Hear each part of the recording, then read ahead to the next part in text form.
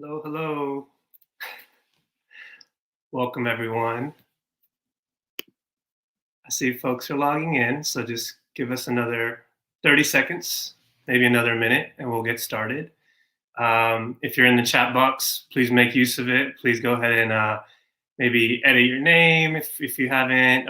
If you feel comfortable adding your pronouns, please do that as well. Um, Say hi to one another. I know there's family and friends who have joined to cheer on their scholars, so welcome.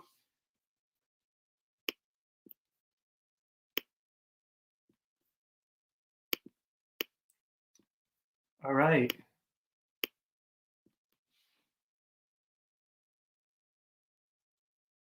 Yes, please let us know where you're joining us from. We're probably all over the state. I think we have a scholar in Louisiana.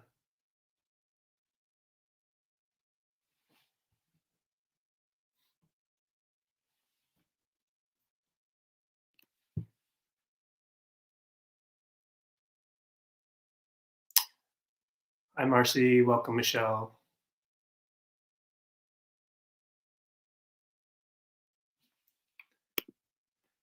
Great. I'm actually going to jump into it. Please continue with your introductions in the chat box, and I guess you can try to listen to me while I speak for a little bit. So once again, good afternoon, everyone. My name is Jasjeet Singh. I'm the Director of Programs here at California ChangeLawyers, and I have the distinct honor of hosting today's program titled Change from the Inside. So on behalf of our entire team, I'd like to extend our warmest welcome to you all, and thank you for joining us today. California ChangeLawyers is a statewide foundation. Our mission is to build a better justice system for all Californians. We empower the next generation of lawyers, judges, and activists to create a more diverse legal profession, a fair justice system, and a better California. We believe that a state as diverse as California should have a justice system led by advocates of all ethnicities and races. These institutions and these systems were not created with diversity in mind. While the systems have evolved to become more inclusive, it's still a far cry from reformation or reimagination. So benefactors of the system continue their attack on Black lives, immigrants, and recently with Asian lives, indigenous bodies, the LGBTQ community, and so many others. But as recent events have shown us, acts of hate only fuel our movements rooted in unity, solidarity, allyship, and radical change. There are many paths to creating something better, and that includes individuals such as our speakers today, and it also includes the like-minded bar associations and philanthropic organizations who have engaged in collaborative funding efforts to help make this annual 3L scholarship program a success. So today we will be honoring our 25 3L scholars for 2021. They were selected from a pool of 116 exceptional applicants. They're all receiving a $5,000 scholarship to help offset the costs associated with preparing for the California bar exam. They're evaluated on multiple factors. Most importantly, I think they're evaluated on their ability to overcome adversity and their commitment to being a change maker. So why is this important? Because while communities of color make up almost 65% of California's population, they're only 30% of our attorneys. All these applicants overcame the adversity that comes with being raised in a system where you must overcome racial inequities at a societal and an economic level in order to graduate from each educational milestone.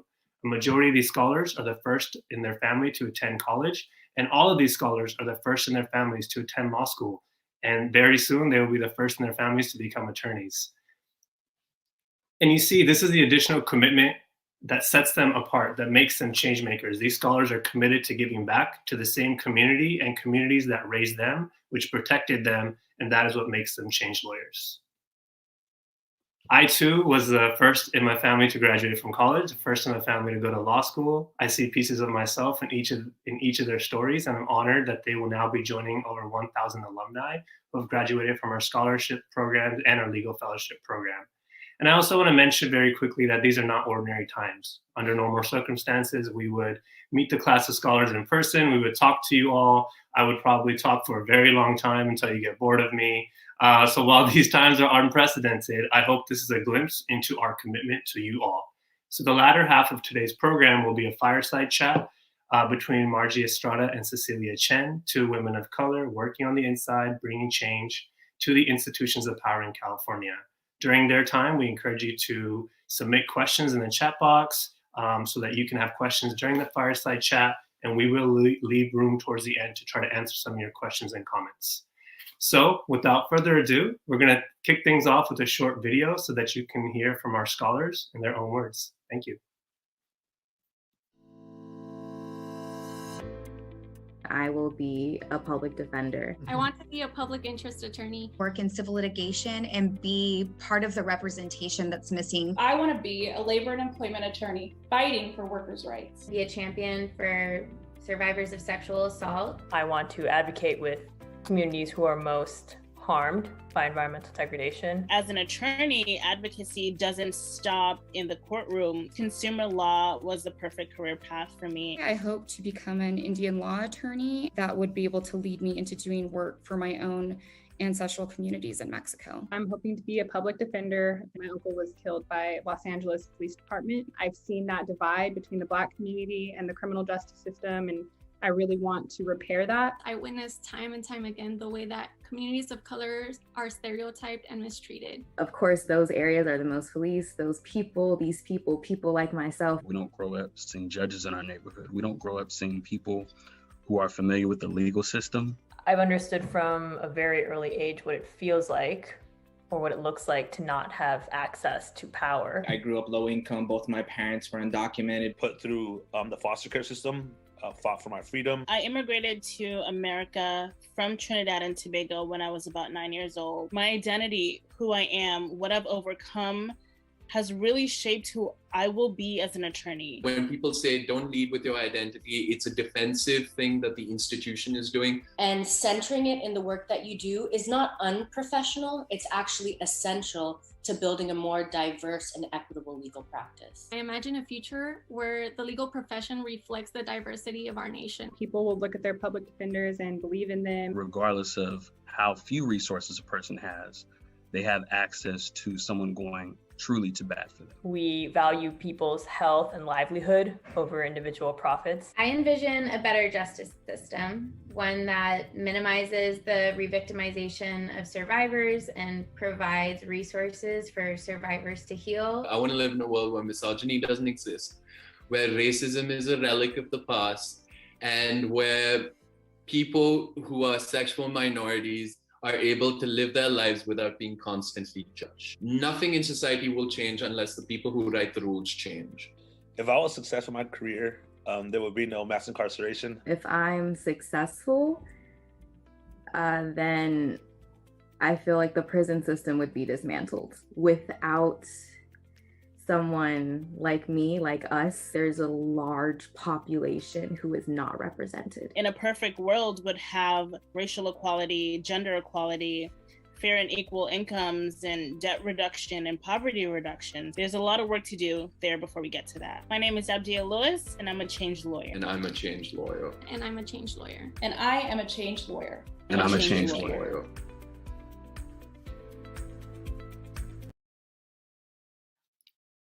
Amazing. Each year, I swear these videos get better.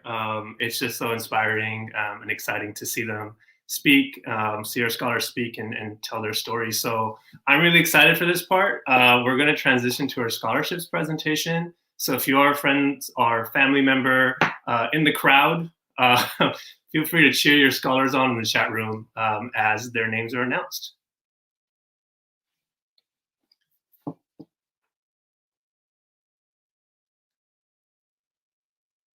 We're going to press play, and then I get to go along. Here we go. Ifechinyere Agbodike of Pepperdine Caruso School of Law, sponsored by the Daniel Goodman Memorial Scholarship. Jerry Augustine, UC Hastings College of the Law, sponsored by Daniel Goodman Memorial Scholarship. Violeta Alvarez, UC Hastings College of the Law, sponsored by the East Bay La Raza Lawyers Association.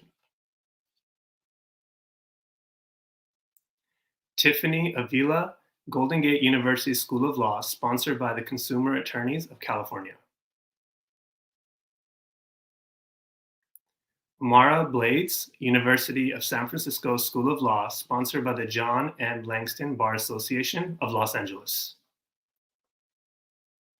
Equiana Brown, Pepperdine Caruso School of Law, sponsored by the Charles Houston Bar Association. John Paul Chakbezov, Western State College of Law, sponsored by the Arab American Lawyers Association of Southern California. Miriam Imadi, Golden Gate School of Law, sponsored by the Iranian American Bar Association of Northern California. Emmanuel Garcia, UC Hastings College of the Law, sponsored by the Latina Lawyers Bar Association. Marco Garcia, California Western School of Law, sponsored by the San Diego La Raza Lawyers Association. Ryan Garcia, UCLA School of Law, sponsored by the California Indian Law Association. Alexandria Hobson, Thomas Jefferson School of Law, sponsored by the Earl B. Gilliam Bar Foundation. Gina Kim, UC Berkeley School of Law, sponsored by the Asian American Bar Association Law Foundation. Marcus King, University of Laverne College of Law, sponsored by the Cable Judicial Council Founders Scholarship. Leighton Lee, University of San Francisco School of Law, sponsored by the Daniel Goodman Memorial Scholarship. Abdiel Lewis, Santa Clara University School of Law, sponsored by the California Association of Black Lawyers. Lillian Lopez, UC Davis School of Law, sponsored by the SF La Raza Lawyers Association. Amanda Manshahia, Loyola Law School, sponsored by the Daniel Goodman Memorial Scholarship. Cheyenne Martin, McGeorge School of Law, sponsored by the Cable Judicial Council Founders Scholarship. Ashar Filson, University of San Francisco School of Law, sponsored by the Charles Houston Bar Association. Morel Raza, USC Gold School of Law, sponsored by the Asian Pacific American Bar Association of Silicon Valley. Varun Sabharwal, California Western School of Law, sponsored by the Tom Homan LGBT Law Foundation. Bria Saunders, Loyola College of Law, sponsored by the Black Women Lawyers Association of Los Angeles. Asia Thompson, UCLA School of Law, sponsored by California ChangeLawyers. Victor Valdez Gonzalez, Santa Clara University School of Law, sponsored by the Bailiff Foundation. And that concludes the award ceremony. That's all 25. Recognizing all 25 our scholars for 2021. Congratulations once again to all of our scholars this year. We look forward to seeing your names on the bar pass list this fall. And I'm actually now going to invite our executive director, Chris Punambayan, to come say a few words. So, Chris. Thank you, Jasjeet. My name is Chris Punambayan, and for the past 3 years, it has been my privilege to be executive director of ChangeLawyers. And I got to tell the truth, every time we do this roll call of our scholars, I get inspired. The faces of our scholars look like the faces of the people of California. I know that this group is going to rise to positions of power and transform the system. I know that in our midst, we have the next generation of attorneys general, Supreme Court justices, general counsel, law firm partners, and nonprofit executive directors. But wherever they go, the truth of the matter is that when they rise, we all rise. At the same time, I never take for granted that our future success is guaranteed. As attorneys of color, first-generation attorneys, LGBT attorneys, we face many obstacles. Equal justice under the law is still not the reality for communities of color, transgender communities, and so many others. The enduring legacy of racism continues to be one of the country's greatest threats. In light of all of this, it feels so important that we are able to gather here in this time and in this place to take a pause so that we can celebrate the next generation of change lawyers who will right historical wrongs in the classroom, courtroom, and beyond. For those of you not familiar with our 3L Scholarships program, I'd like to just take a moment to explain how it works. Our 3L program is the result of true partnership with the California legal community. We have nearly 20 partnering bar organizations from across the state who co-fund our 3L scholarships. This means that the bar organization contributes 50% of the scholarship cost, and Change Lawyers matches it 1-for-1. So together, we are able to reach more students and have even greater impact. I'm pleased to announce today that because of our sponsors, we are awarding $125,000 in scholarships. I want to hand it over now to representatives of 3 bar organizations to tell us in their own words more about why they do this work.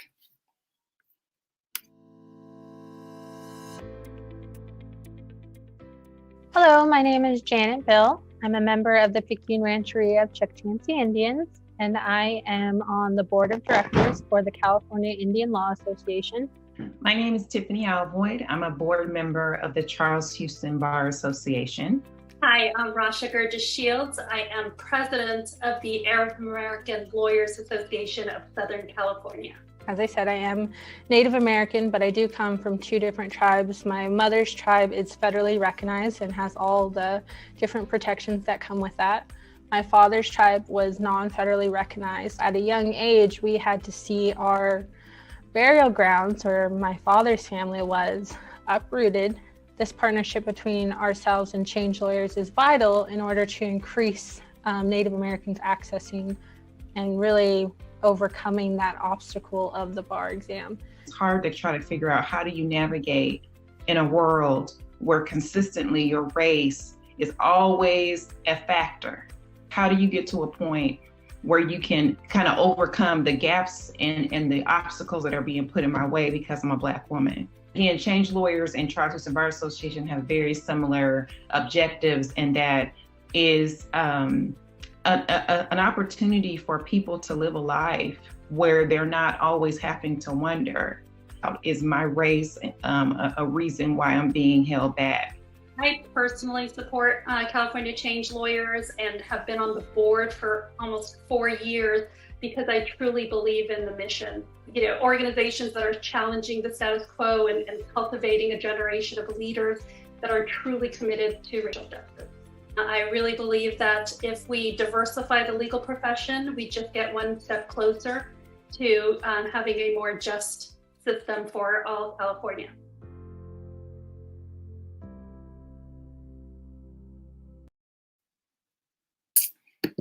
Thank you, Janet, Tiffany, and Rasha. And aren't our partners so incredible?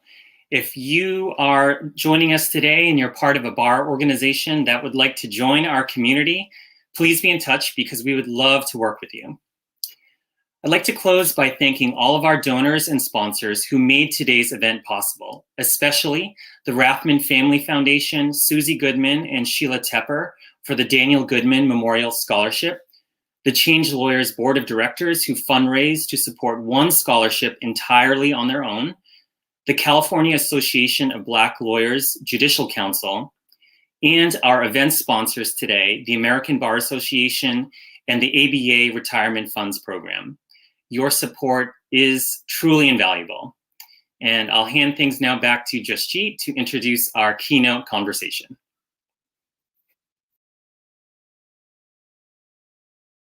At this part, I'm excited to introduce our 2 amazing speakers for today's fireside chat.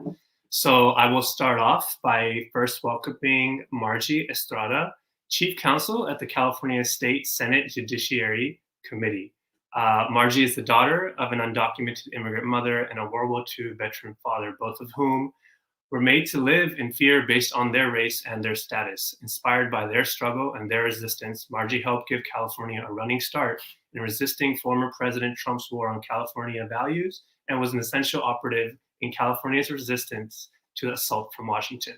A graduate of UCLA School of Law, Margie has been instrumental in crafting legislation that now requires law enforcement to issue crime victim certifications critical to youth visa applications, has expanded immigration relief and legal access for unaccompanied minors, and is actively shutting down for-profit immigration detention facilities in California, and so much more. So thank you for joining us today, Margie. Thank you for having me so much. I'm so inspired by this event, but mostly by the scholars, and I'm really honored to be in their presence here virtually right now. And appreciate all the work that you do, that Chris, that ChangeLawyers does, and I'm really excited to talk to Cecilia.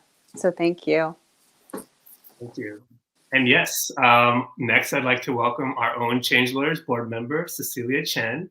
Cecilia is currently the Chief Strategy Officer at Akinati Foundation, where she supports strategy development across the organization's program areas and implementation of Akinati's 5-year initiative, All In for Oakland. But before joining Akinati, Cecilia was a public policy director at Northern California Grantmakers, where she built the association's policy advocacy infrastructure and led advocacy to protect immigrant rights, ensure an accurate census, and fight for equitable tax reform. She's also served as a Deputy Attorney General at the California AG's office, advancing the AG's policy priorities around criminal justice reform and childhood trauma. And before all this, Cecilia was the Associate Director of Policy at the Center for Youth Wellness and was also a Thurgood Marshall Civil Rights Fellow at the Lawyers Committee for Civil Rights of the San Francisco Bay Area. She's a graduate of Tufts and received her JD from Boston College of Law. So welcome, Cecilia. Thank you, Jaspreet.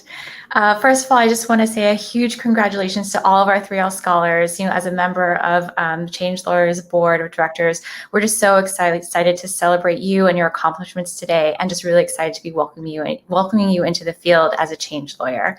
I am incredibly honored to be here in conversation with Margie, who is a legend, and I want to dive right in because there's a lot that we want to cover and a lot of wisdom that she has to share with all of us. So Margie, you are the very first Latina in California history to serve as the chief counsel on the Senate Judiciary Committee.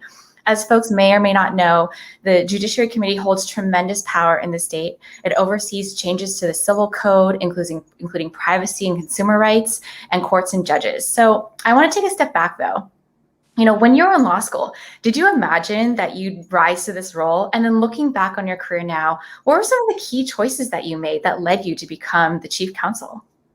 Yeah, thank you so much. I want to say again that I am completely humbled to be here. I'm honored. I'm inspired by all of the scholars.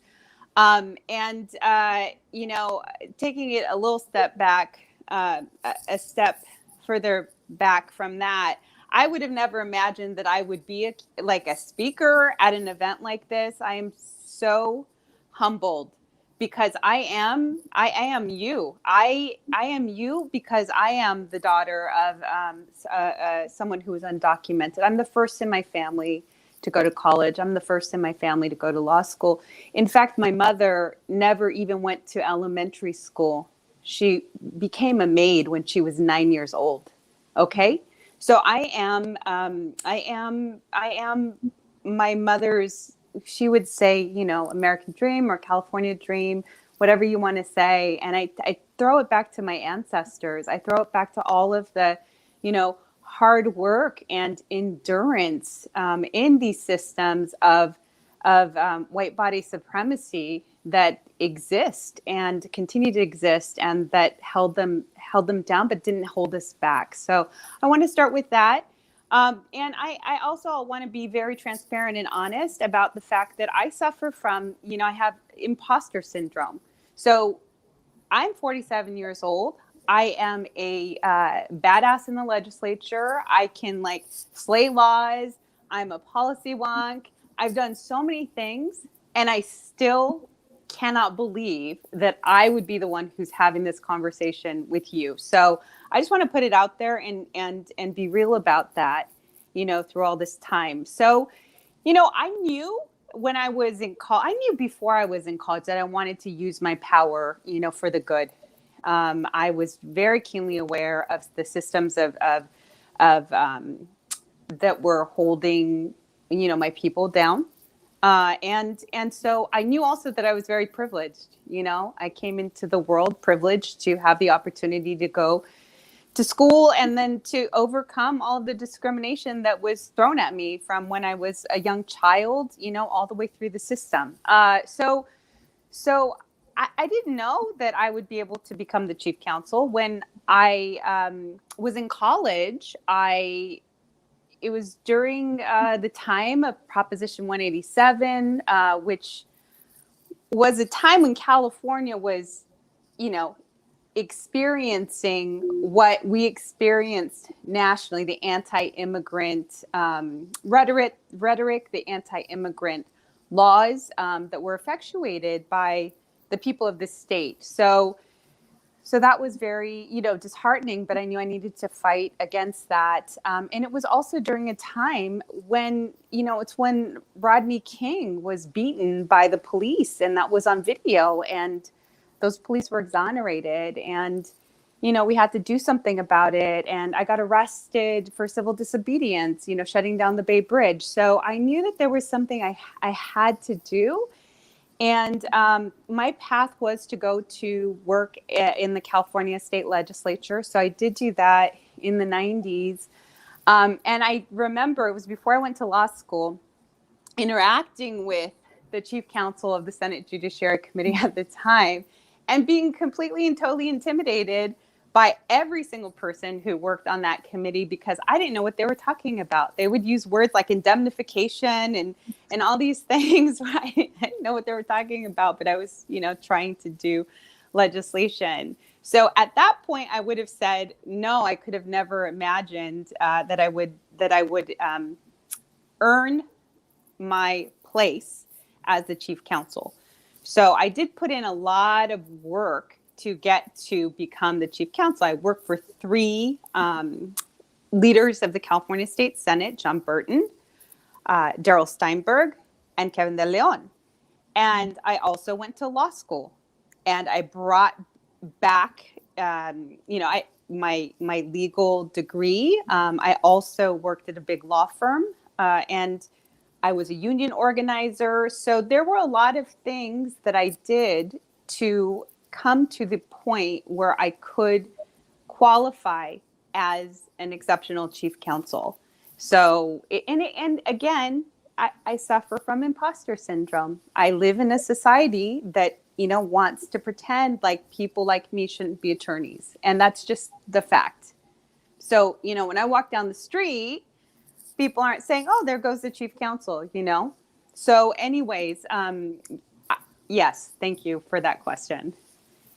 Thank you. And thank you for your honesty. I mean, I think the imposter syndrome is real, and it's something that many of us, including myself, carry day to day, no matter what job and space we're in, particularly if we're in spaces where there is deep vested institutional white power that resides there. And so, with all of this, you are the first Latina to serve in this role. What are some important lessons or beliefs that you carry with you day to day as you go into your work? Right. So I have my core values, and then I have just a deep level of integrity. And what's beautiful about the job that I do, the job that I currently do, is it's about finding the truth, right? So what we do in a policy committee is we analyze bills that come to our committee. So as you said before, I'm the chief counsel of the Senate Judiciary Committee. So members of the legislature introduce bills, and then we get lobbied by different sides saying, oh, this is what the bill does. No, this is what the bill does. And so what we get to do is to really do a deep dive into, what is the actual problem? Does one exist? And if so, is this the best solution to the problem? Is this constitutional? So it's great to sort of be able to find the truth of the matter that's before us, and possibly find the actual motivation behind it. And then the other thing I get to do is to present that to the members of the legislature, to the members of my committee, and they're the decision makers. I'm not an elected official, I'm an advisor to the elected officials. And so they can go whichever way, they want to on the measure. But, my experience for the most part, they tend to go in the way for justice if you lay it out for them. Yeah. Yeah, I love that. And the fact that, truth and honesty is what's guiding you, especially during this time when truth is constantly under attack, across our country. I do want to remind folks, if you have questions for Margie, please pop them into the chat, and we will have a Q&A session at the end of this as well, where you'll have a chance to, we'll be able to hear Margie respond to some of those questions. Along this line of, the challenges to our democratic norms and institutions, it's been a really challenging time in a lot of ways. And I think challenging is an understatement. But, in the face of these national challenges, and Jasjeet mentioned some of this, California and you have really been a champion for being the home of the resistance and really a beacon of hope to the rest of the country. We have a significant shift in policy and administration in Washington. What are some of the top issues that we as Californians should be concerned about now, given that we have this new change in new administration? Yeah, California has been the resistance, during this previous presidency, I would say. But we also were something like that before then, especially on issues that I've worked on when I was working for Senator De Leon and for Senator Steinberg back in the day. It wasn't under the Trump administration. Immigrants were being deported at record numbers during that time. We had I don't even know how to frame this, because I don't want to be in any way pejorative, but we had a number of children who were arriving at our border, like in 2014, and those children were unaccompanied minors, and it was a time, even during that previous administration, there was this idea that children could represent themselves in courts. And so I guess what I'm saying is we have to, hold any of the leaders, regardless of what party they're in, accountable to move forward with our values. So back in 2014, when we had a number of unaccompanied minors coming in. And I will add that, we have that happening again. And these children are here trying to get humanitarian relief that they're entitled to under the law. We have laws on the books that enable them to get, for example, special immigrant juvenile status or relief as under asylum. And so that exists. And this is something I do want to talk a little bit about. In 2014, when this was happening, of course, the legislators here in California and the governor wanted to do something. What do we do about the kids are here? How can we help them? Humanitarian, whatnot. And I, as an individual, took some time because I wanted to do something. I wanted to use my law degree to help the unaccompanied minors.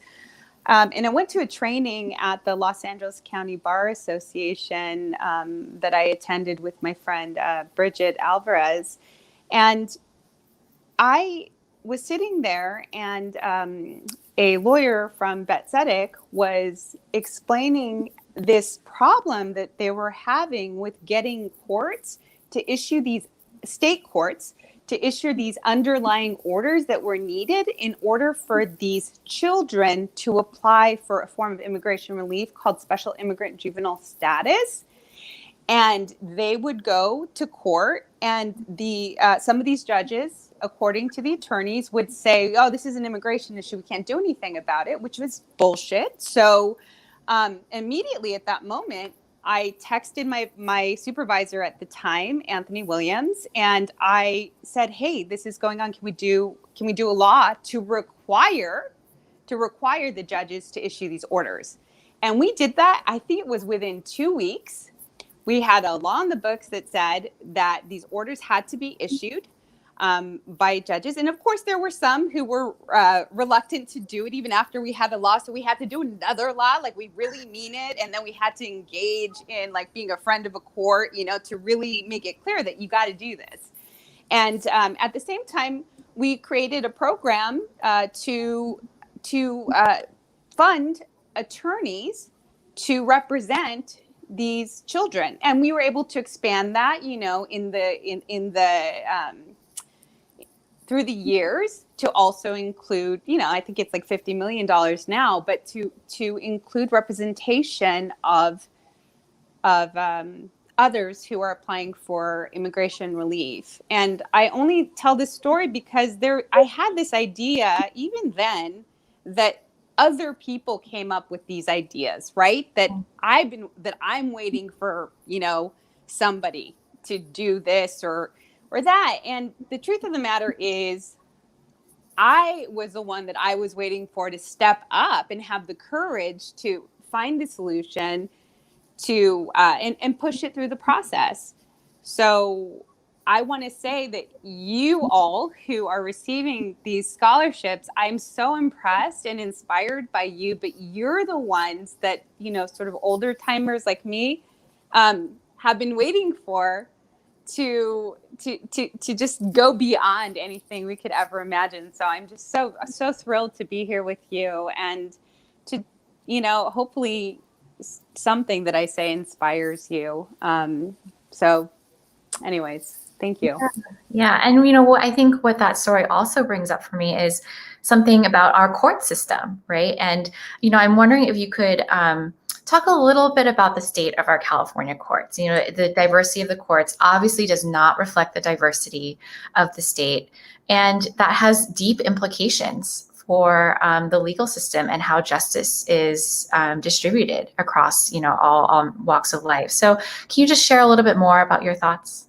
Yeah. And I should have started the talk by saying that these are my opinions and they don't represent the opinions of anybody else, anybody I work for, or any institution that I work for, that this is, you know, Margie talking during her lunch hour, during a break. So anyways, indeed, I will give you an example. So the courts are not diverse. The state courts are not diverse. I can't speak to the federal courts because I don't study that, but the state courts are not diverse. I am Mexican with indigenous ancestry woman, and I would be categorized by the statistics as Latinx. And so I believe the last time I saw it, and Chris could, you know, be certain on this, it was about 5% of California's attorneys are Latinx.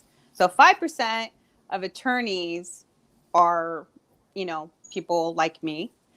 And I know that our people like me in California, the population is much bigger than that. So something does need to be done about that, because the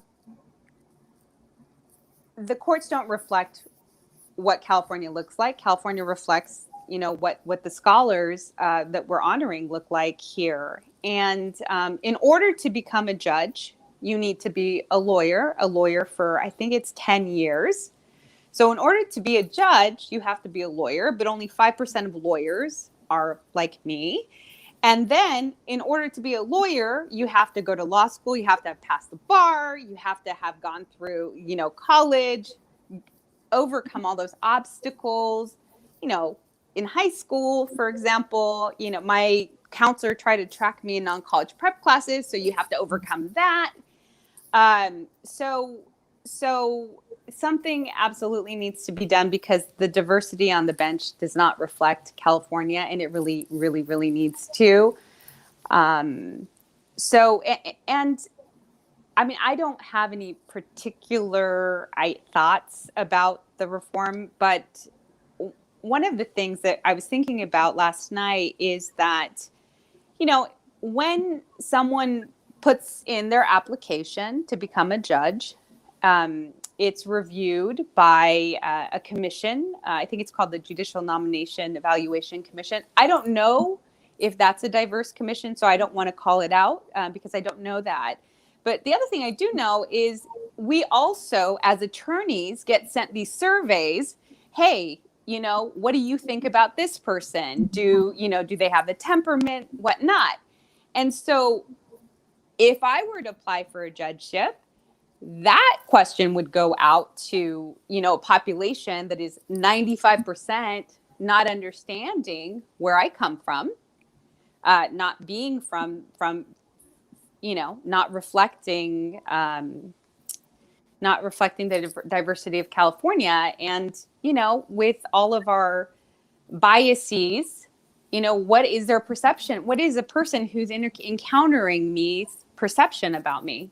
Mm-hmm. I certainly have been told certain things about what people's perception of me are that, I don't feel have been accurate, but have been sort of tainted by the perception of the community I come from. Yeah. And there's so much in implicit bias, especially even when you just look at a name, right? There's so many things that are just coming up around prejudice and bias that we hold internally. I want to pivot a little bit, but also follow up on a strand that you were talking about around racial justice and immigrant justice, which are two really core areas of work for Change Lawyers. And, as you talked about, we're continuing to witness multiple racial justice and immigrant justice crises, from the experience of migrants at the U.S.-Mexico border, which is ongoing and not a new phenomena, to the ongoing death of Black Americans at the hands of police. Micaiah Bryant, Andrew Brown Jr., Dante Wright, Breonna Taylor, George Floyd. The names go on and on and on. And here in the Bay Area, we're particularly grieving the deaths and murders of Roger Allen and Mario Gonzalez. Mario Gonzalez in particular, who died after police pinned him down face down on the ground for 5 minutes a couple of weeks ago. So, with all of these things continuing to happen, what do you really see in the near future for California on these issues? And what do you think needs to happen for lasting change to really occur? We see sparks here and there. We feel like there's some progress. And then, we read the news cycle and it feels like we've taken a few steps back. So what do you think we need to do to make lasting change? Yeah, I mean, I think I know that the power is with the people. Sorry, I'm hearing background noise. I know the power is with the people. So, that is the case. I also know that, and again, this is me talking about as Margie, and these are my truths based on my experience as myself. The issue of immigration, or I should say, the issues that people have with immigrants, stem, in my opinion, from deep racism towards people of color. And if the kids who are and were encaged, the kids who were separated from their parents, were not people of color and were white-bodied, we would have a whole different national approach to immigration. And so this country and these lands, I mean, we're still experiencing a genocide of the native people to this land. We are on unceded native land, and that is a history, an ongoing reality of this country, and also the country being, or the capitalist part of this country being created on the backs of enslaved human beings, and this lack of humanity or lack of seeing people of color in their humanity, to me, is the issue that allows for people to not see, allows for people to be so horrific towards immigrants and people of color. So I don't have like a policy solution. We need a human solution. We need to be able to see people in their humanity, everybody in their humanity. Yeah, and it's not going to be one policy solution, right? It's going to be multiple solutions. No, and it's Yeah, and it's pushing. It's pushing. Like I told you, when I was in college, it was during the time, where we didn't have cell phone cameras, but luckily someone was able to film, what was going on and what happened to Rodney King, and how there was no justice for him or his family. And just I didn't know what to do as a college student, so we organized a protest and we took to the streets. I mean, that's all that we could do back then. Yeah. I want to, I think we have time for one more question before we go into Q&A. As we know, the results of the 2020 census were released a couple days ago. California lost a congressional seat for the first time in its history. But what I've actually been hearing is that many experts have been saying we actually might have lost 2 seats, just given all the challenges that came up with the census, from the pandemic to the attempts by the past administration to really silence and invisibilize people. But there was really tremendous work that went into census outreach by the state, by local government, and particularly by communities and community-based organizations who worked really hard to count populations like immigrant communities, low-income communities, and communities of color. And so when I hear things like that, that really gives me hope in terms of what's possible in California. And so I really want to hear, what's giving you hope right now? What's giving you hope in the moment?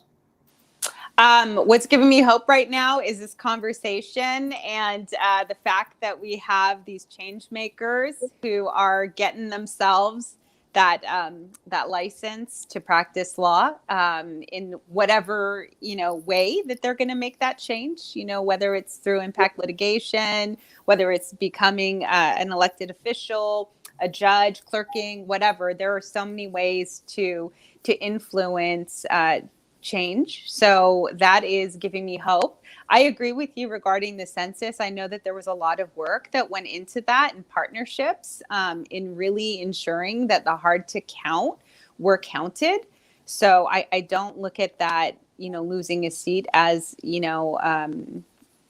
necessarily a symptom of something having gone wrong. I think that, we were in a pandemic and we had someone actively trying to undermine and scare people from being counted. But I thought that was a success. I agree with you. Yeah. So I'm inspired by people who are speaking truth, to power, who are like today, for example.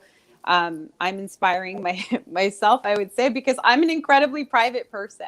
I am just super private. You won't see stuff out there on me, and I have always been behind the scenes. And I thought today I would participate because I do want to tell, I don't want to be as careful as I have been before. I want to tell my story. I have a story to tell. I'm going to tell my story, and I'm going to give my opinion here. If it can help anyone on this video, on this chat, then it's great, So I'm trying to be more bold and more out there. Even as a very private, introverted type of person. So, I'll do my best. And I thank you, Cecilia. I'm inspired by you and your work. I'm inspired by everyone today. So.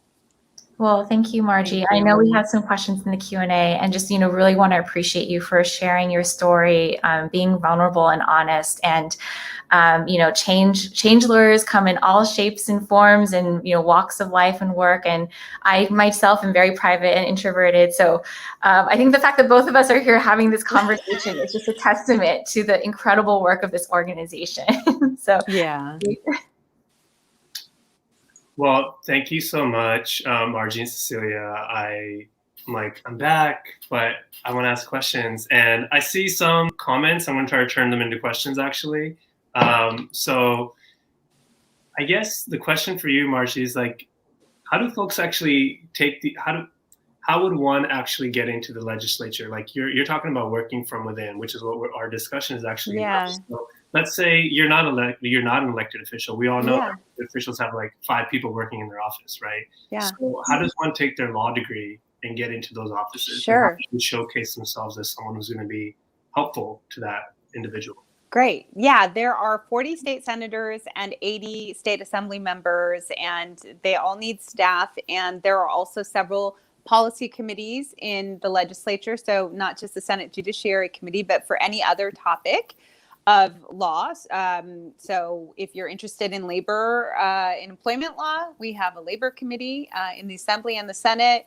If you're interested in environmental law, for example, we have the Environmental Quality Committee in Natural Resource Committee. So there are ways to come in. The positions need to be available to the public. So they're posted on the Senate website or on the Assembly website.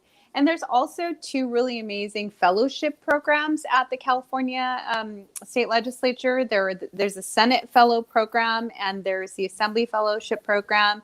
There are also, I think there's a separate fellowship program for folks who are in the executive branch. So it could be various agencies, because it's not just, the legislature. There are other ways to, if you're interested in farm worker, rights, there's the Agricultural Labor Relations Board. If you're interested in holding people accountable to not poison farm workers, then, there's Cal OSHA. So there are just so many opportunities to push for change. There's also like being an administrative law judge as a possibility, aside from just, the judgeships we normally talk about, state court and federal court. Perfect. I think along those lines, and I'll say this from my own experience in law school, I had no idea what I wanted to do, right? Ended up here, very happy, and super excited that we get to help folks. But I do think in Cecilia's bio, we talked about being a Thurgood Marshall Fellow.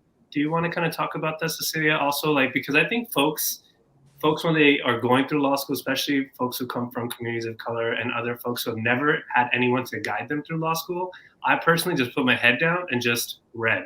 And I realized later I don't have to read every single book.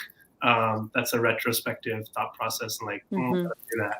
But what can folks do now if they didn't get into those externships or internships during their time in law school? Is there still a chance for them to do something? Yeah, definitely. There are programs, there are fellowships out there. The Thurgood Marshall Fellowship Program that's hosted by the Lawyers Committee in the Bay Area is actually for attorneys who are a couple years out of law school. It's for attorneys who are maybe 2 or 3 years out, have a little bit of experience under their belt, and want to start developing a program in various areas of civil rights. So my time at Lawyers Committees was really spent on education justice, but other fellows have done work in criminal justice and housing. So there are definitely those opportunities out there. My biggest advice would be to go out and meet people, start building your network. We're even, particularly in the civil rights, public interest law community in California. California is big, but it's actually a pretty small community. And just start getting to know people and seeing what jobs might be interested in you. Talk to people about, just like Margie, what your career path was, right? Everyone's takes a different route, and you might find yourself going somewhere that you didn't expect it. I'll just speak for myself. I never thought I would actually be at a foundation doing strategy work. I love it, but it's definitely not where I thought I was going to go when I came out of law school.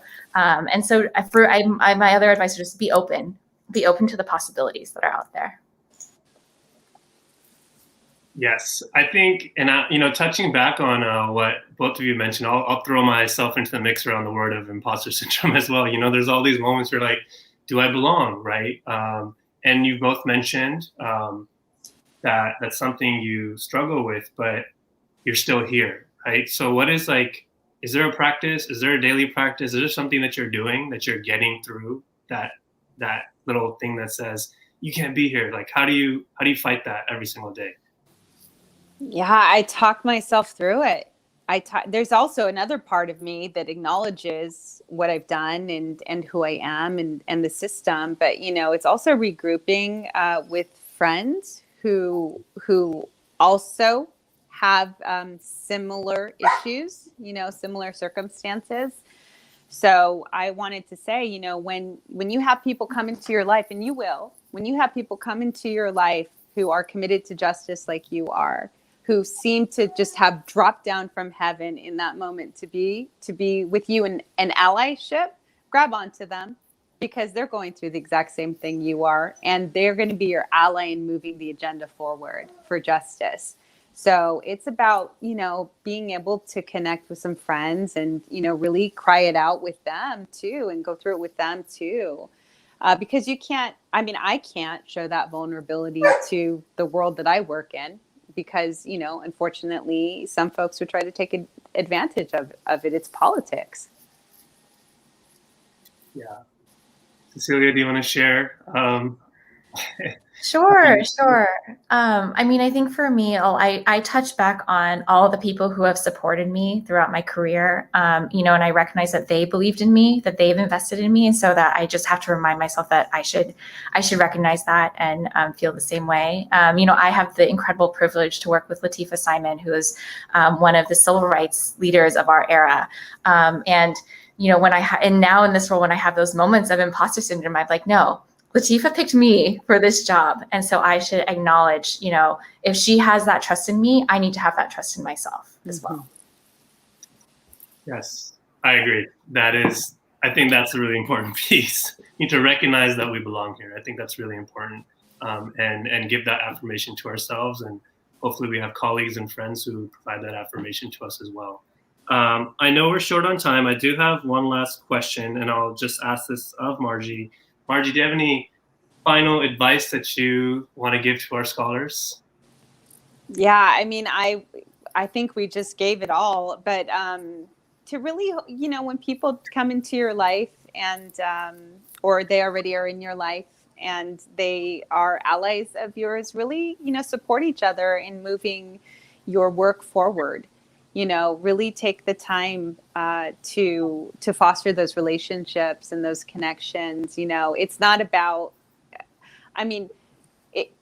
my work is not about me. I was talking about me here, but when we did that work on the unaccompanied minors, I'm not an immigration attorney. I didn't know the first thing about it back then. It was about getting together with a bunch of people who really have been doing a lot of work in that field and ensuring that, their perspective could come in and their expertise could be utilized so that we could move something forward.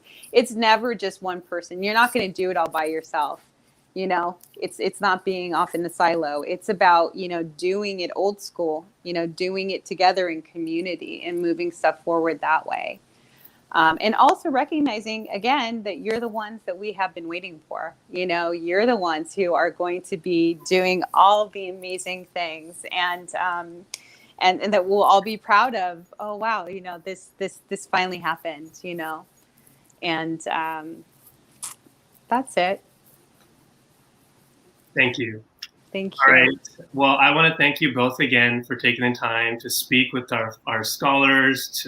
We have so many folks in the audience who are sponsors and family members, and I think it's inspiring to them to know that they're in good hands. They have inspiring words and so many other things coming their way to help them get to this next process of passing the bar exam. I think it's safe to say that these are the type of conversations and discussions that we should be having.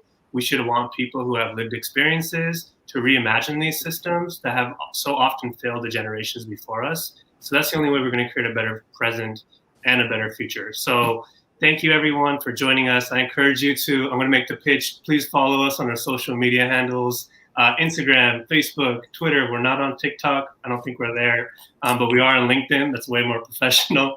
And you can also please follow our weekly news brief.